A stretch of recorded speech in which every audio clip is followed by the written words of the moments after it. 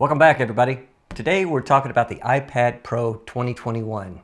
As a small disclaimer, Apple did not send this device to me, so I'm not obligated to provide anything other than my true and honest opinion. We're going to start today with why you need this iPad and some of its uses, why you would pick this over cheaper alternatives, and how you can best benefit from the vast features of this powerful little device. Now, if you love technology for your day-to-day computing, or improve your filmmaking or social media needs, or just ideas to improve your creativity, please go ahead and hit that subscribe button and let's get started.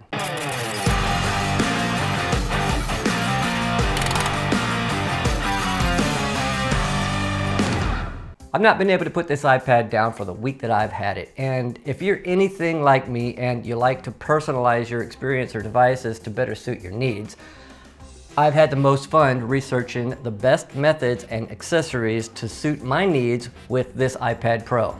I'll talk a little bit more about the devices at the end of this video. What I really want to share are some of the capabilities and how it can improve your daily productivity. Most devices today have apps or embedded software that can accept notes, lists, calendar items, and other simple communication requirements. But where I think this device stands out is the ability to edit photos, light video on the go, drawing concepts or drafts, and large screen gaming. Yes, I like to play games too. All of this is delivered better than most devices due to the speed of the M1 chip. What does that even mean? Well, we all know that trends and bandwagons are likely influences to purchase items. But do we really know what Kaby Lake is? Speaking of the 4th of July, how many stars on this American flag? I don't know, to be honest. Can we explain why we prefer NVIDIA over AMD or vice versa? Or we just fans because someone told us one is better over the other? Now, why should you even take my word for how great this iPad is? Well, I paid for this with my own money, I didn't return it, and I'm spending the time to share a video with you that could absolutely discredit my channel. The M1 chip is defined even on Apple's website that it delivers a massive leap in performance. Sorry, but anyone can say that. So, if you dig a bit further in, you'll find that it is an 8-core CPU that processes 50% faster than its predecessor A12Z and has the RAM, CPU, and GPU all built into one chip. And also, it has an increase of 40% graphics power. These benchmarks are validated through numerous testers and sources, such as CPU Monkey. The low power silicone allows for increased battery life and can last what Apple says up to 10 hours of battery life. Some have attested with a more robust workflow about 6 hours. So all of this combined with a more than worthy 12.9 Liquid Retina XDR display, that was a mouthful, your colors and dynamic ranges are of the most impressive you'll probably ever see. Many have already designated this device amongst the greatest pieces of tech of all time. That's right, they call it the GOAT. Yeah.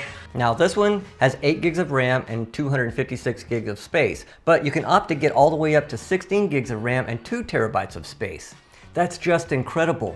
A huge selling point for me was having USB-C. So with the rest of technology leaning towards USB-C, you can use a camera card, you can use USB dongles, external hard drives, and other external devices that relay information like my cameras and my drones. My main mobile device is an iPhone 13. If you're looking for compatibility, then ability to airdrop stuff like photos, files, and even this script, I can maximize my time for editing. Speaking of editing, I said earlier, light video on the go, if you picked up on that. You wouldn't want to edit a massive production on this, but for a smaller drone video or shorts or photos, you don't have to be stuck at your workstation. My wife and I plan to do more traveling as we get older, so having the ability to do some editing and keep my viewers engaged just became that much easier. This doesn't have a cell data plan because I'll use a hotspot, but that is also an option when you're shopping for the right iPad that suits you. Now for casual use, there are much cheaper options out there, but if you're into what Apple has to provide, you can get their newest iPads for under $400, and they seem to have the perfect device to suit your budget. When making edits using the Apple Pen, which is an extra cost, it is the most enjoyment I've ever had. It's responsive, accurate, and easy to charge with its magnetic charging. Taking notes, editing, and drawing have just taken on a whole new meaning. Alongside of having such a great screen, I had the pen for the older versions of an iPad, and the surface of the pen looks like it's hitting a piece of glass, and there's a lot of space between that and the writing surface. But with the iPad Pro, they've actually plied a membrane all together with the surface of this that makes it a lot closer to the actual drawing surface. So it feels like you're actually contacting the drawing surface, if that makes any sense. It's about the best I could do off the cuff, but I really enjoy writing with this pen. Now for my favorite part, finding the best accessories was so much fun for me. Since this is going to be such a substantial part of my workflow, I wanted to find the best and most cost-effective devices. Things you may want to consider are using a mouse, a case, card readers, external hard drives, and even audio options. I found some that don't break the bank, and I already know I won't be sending them back. First is the case. I found this highly reviewed case sold on Nakbabu on Amazon for about $65 instead of Apple's $300 Magic Keyboard. Wow.